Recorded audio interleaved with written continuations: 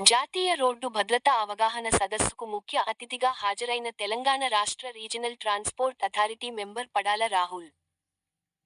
RTA నియమ నిబంధనలు పాటిస్తూ బాధ్యతాయుతంగా వ్యవహరించాలని వాహనదారులకు విజ్ఞప్తి. వాహనదారులతో రహదారి భద్రతా ప్రతిజ్ఞ చేయించిన పడాల రాహుల్. జాతీయ రోడ్డు భద్రత మాసోత్సవం సందర్భంగా నేడు కరీంనగర్ జిల్లా రవాణా శాఖ ఆధ్వర్యంలో తిమ్మాపూర్లోని ఆర్టీఓ కార్యాలయంలోని ఆడిటోరియంలో ఏర్పాటు చేసిన రోడ్డు భద్రత అవగాహన సదస్సులో ముఖ్య అతిథిగా పాల్గొన్న తెలంగాణ రాష్ట్ర regional transport authority member Padala Rahul. ఈ సందర్భంగా పడాల రాహుల్ మాట్లాడుతూ రోడ్డు ప్రమాదాలను అరికట్టడానికి కేంద్ర ప్రభుత్వం మరియు రాష్ట్ర ప్రభుత్వాల ఆధ్వర్యంలో ప్రతి సంవత్సరం జనవరి మాసంలో దేశ వ్యాప్తంగా అవగాహన సదస్సులు ఏర్పాటు చేయడం సంతోషకరం అన్నారు.